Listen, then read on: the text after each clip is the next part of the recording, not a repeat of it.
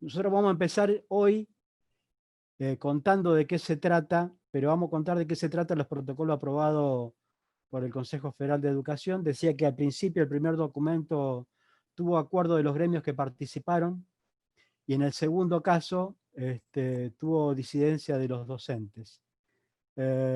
Como recién dijo Trota, nosotros no éramos parte de esa discusión y recién ha anunciado que nos va a incorporar. Es decir, sobre todo los auxiliares de educación, que es a quien más representa este sindicato, van a empezar a ser parte de esa discusión.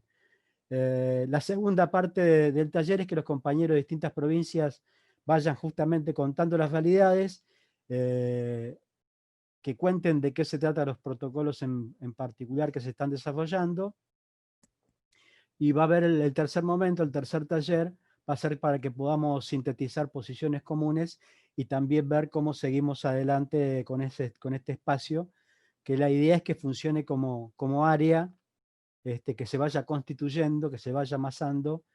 Es un anhelo que compartimos con Leo ya de hace rato, que cuando él estaba acá en el Consejo Nacional, de que el área de educación se arme, bueno, finalmente empieza a materializarse.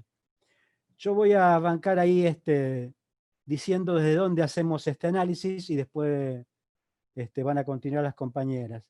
Primero quiero contar un poquito quiénes somos y dejar aclarado desde dónde hacemos los análisis que hacemos.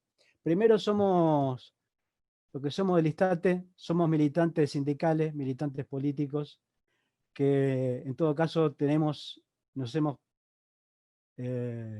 estudiado algunas cuestiones en particular, porque somos un poco fanáticos de este tema, pero primero somos militantes sindicales, militantes políticos, lo hacemos de una concepción de clase. Desde ahí hacemos los análisis.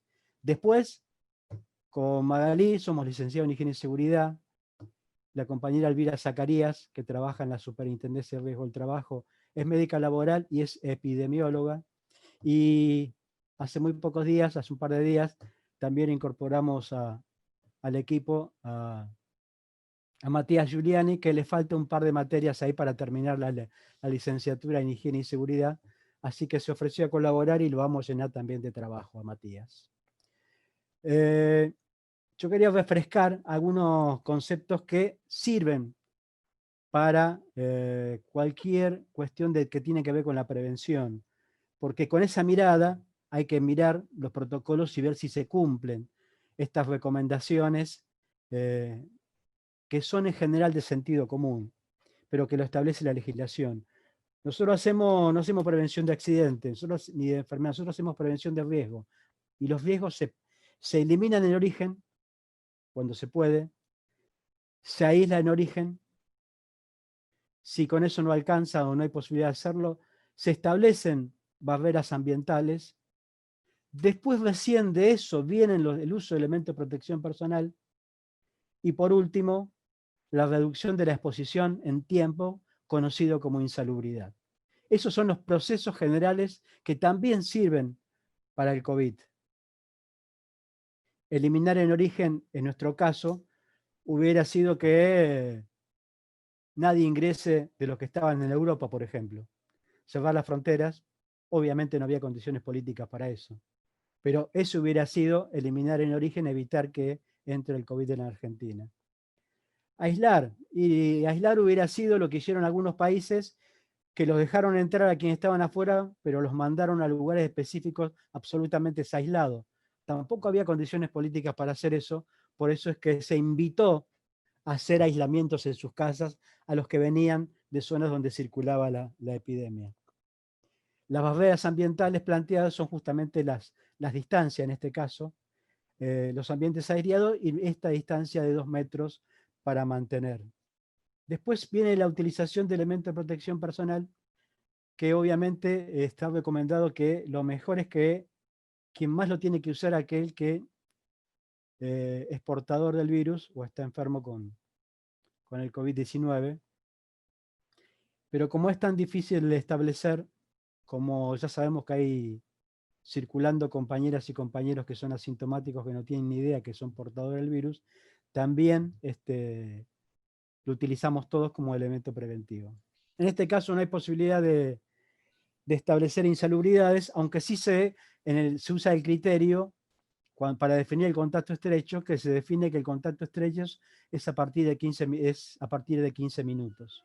En todo caso, en eso se establece un poco el criterio de insalubridad o de tiempo. Una cosa importante es también saber que nosotros convivimos, que el COVID viene a sumarse a los problemas habituales que tenemos en los ambientes de trabajo, y que una parte son los accidentes en los lugares de trabajo, pero una parte muy importante que en nuestro país está invisibilizado, que la OIT viene denunciando ya hace un par de décadas, que hay una pandemia mundial que se lleva, antes pre-pandemia se llevaba la vida en el mundo de 2.700.000 laburantes y laburantas, y de eso el promedio mundial, que el 86% se debe a enfermedades vinculadas al trabajo, enfermedades de origen laboral y no accidente de trabajo. Solo el 14% tiene que ver con accidente de trabajo. Esto obviamente es un promedio mundial y esto puede variar regionalmente o por país o por provincia o por ámbito de trabajo. Pero que evidentemente, si nuestro sistema formal solo se denuncia, solo de todas las denuncias que hay, que prepandemia eran unas 600.000 denuncias en el sistema formal, solo el 3% era de enfermedades. Pero además de esas denuncias, el 60% eran rechazadas. Esto es cómo funciona nuestro sistema formal. Para nuestro sistema formal, la enfermedad contraída en el trabajo, vinculada a las condiciones de trabajo, no existen. Justamente todo lo contrario de lo que plantea la OIT, que es un organismo tripartito, que no es la Cuarta Internacional, ni es ninguna célula peronista rebelde planteando estos temas. Yo decía que había que tener una mirada desde clase de los trabajadores, pero había que incorporarle algunos conocimientos. Y yo, para que sea fácil de entender, la comparación que les puedo hacer es que es como los conocimientos en construcción. Hay conocimientos elementales que tienen que tener todos los trabajadores. Si uno contrata un albañil y le pide que le haga una pieza y el albañil empieza a levantar pared sin siquiera hacer una base, todos sabemos que eso se está haciendo mal. Y eso es un conocimiento elemental, básico, que sabemos casi todos. Bueno, ese nivel de conocimiento, de esa variedad, tienen que tener los trabajadores. Después siguen los conocimientos más generales, que son los que tienen los albañiles. No hace falta ser arquitecto o ingeniero para hacer una casa. Los albañiles saben, sobre todo aquellos que trabajan por cuenta propia, que tienen que hacer una base, que tienen que replantear la casa para que no salga torcida, cómo se levanta la pared, cuál es la mezcla. Bueno, y obviamente están los conocimientos de quienes han sistematizado todo esto, que son los ingenieros y los arquitectos. Nosotros aspiramos a construir, obviamente que queremos que haya muchos arquitectos e ingenieros, o muchos como Matías Giuliani, estudie y profundice su conocimiento, pero lo que pretendemos de nuestros compañeros es que tengan los conocimientos albañiles, es decir, conceptos generales de mucho sentido común para que sea aplicado en forma concreta. Y en ese marco también hay que saber que hay conocimientos impuestos, verdades impuestas que no son verdades, que son mentiras, o son verdades a medias, o que son definiciones que ha utilizado la patronal en forma histórica para echarle la culpa a los laburantes y para sacarse la responsabilidad de encima. Una de esas es lo que llaman acto inseguro, que todavía se sigue enseñando a los que estudiamos higiene y seguridad en el trabajo, se sigue enseñando el acto inseguro, que no es otra cosa que echarle la culpa a los laburantes. Hay algunas formas nuevas de decir lo mismo en forma más elaborada, ahora le llaman el factor humano, pero en definitiva es echarle la culpa a los laburantes. Esto ha pasado, para señalar dos situaciones muy conocidas, cuando se cae el avión del APA en el Aeroparque Metropolitano, la justicia le terminó echando la culpa al piloto de avión. Nada dijo de la empresa o del avión que le faltaba mantenimiento y que todos los sistemas de seguridad no funcionaban. Esto en forma concreta, cómo se aplica eso. La tragedia de Once salió mezclada. Salieron algunas responsabilidades políticas de fondo, pero también salió culpable el maquinista por no frenar. Ocultando que en realidad desde hace décadas, se pueden hacer sistemas de freno automático con detectores de proximidad y que lo que estaban ocultando en realidad eran otras cosas.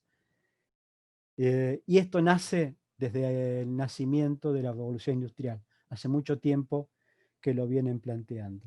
Nosotros aplicamos algunos principios que sistematizaron los compañeros del movimiento obrero italiano a nivel internacional, donde plantean fundamentalmente que la salud es un derecho, no se delega, no se vende y se defiende colectivamente. Ese es el concepto político en el cual nos afirmamos. Y obviamente el movimiento obrero italiano son los creadores de lo que ustedes conocen como el mapa de riesgo, que después fue apropiado por la tecnocracia y en vez de ser una construcción colectiva, está hecho en forma aislada por algunos técnicos. Y esto lo decimos desde haber sido también formados en la tecnocracia y conocer cuáles son sus reglas. Digo, nosotros renegamos bastante de la formación que hay en nuestro país desde el punto de vista porque se hace de seguridad e higiene y no es de salud y seguridad. Se hace de tomar a los trabajadores y trabajadoras como objetos a cuidar y no como sujetos de derechos que conocen su trabajo y que tienen opinión de cómo mejorar en qué condiciones se trabaja. Y esto significaría poder discutir la organización del trabajo. Discutir la vuelta a clases y cómo se hace, en definitiva, es discutir la organización del trabajo, más allá de la letra. Y eso es discutir la organización del trabajo es algo difícil de conseguir. Tal es así que en la ley de contrato de trabajo, donde se embloca casi todo el sector privado, más algunos sectores estatales, dice claramente, si no recuerdo mal en el artículo 15, que la facultad de dirección es exclusiva del empleador.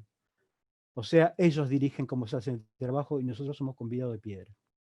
En términos políticos, a nosotros nos pasa que cuando queremos, salvo que tengamos mucha potencia, o que las condiciones políticas generales nos ayuden, en general nos dicen que la gestión es de los funcionarios y nosotros nos tenemos que limitar a cumplir las órdenes. Todo esto, nosotros lo que utilizamos son herramientas de nuestras concepciones, pero le damos una vuelta también desde el conocimiento. La mayor experiencia en Argentina, yo siempre la cuento, fue protagonizar en los terceros Astarza, en la zona de Tigre, allá por el 73, cuando recién subía el gobierno del Frejuli, con Cámpora a la cabeza. Cada barco que hacían en ese astillero se llevaba la vida de 2, 3 o 4 trabajadores y no había soluciones. Los trabajadores tomaron el astillero, le exigieron una resolución al Ministerio de Trabajo, no fueron reprimidos porque la policía la conducía un sobreviviente de los fusilamientos, José León Suárez, Julio Stroller. Consiguieron, después de casi un mes de haber tomado el lugar, que el Ministerio de Trabajo, un poco dormido, pero finalmente lo resolvió, dictara la resolución que pedía, y era que haya un comité, pero no un comité mixto, era un comité de trabajadores. Los trabajadores decidían cómo iban a hacer el trabajo. A partir de ahí, y en ese momento quienes aportaron los conocimientos específicos fue el Instituto de Medicina del Trabajo, que era un instituto donde había médicos laborales con la ideología de la clase trabajadora. Con ese apoyo técnico, con decisión política, dejaron de haber muertes en ese astillero. Esa para nosotros es la experiencia más alta de los trabajadores en nuestro país. Desde ahí no paramos, desde tener decisión política para cuidar nuestra salud, y además convencido de algo que hemos aprendido, que la construcción del conocimiento es algo colectivo y que no hay dueños.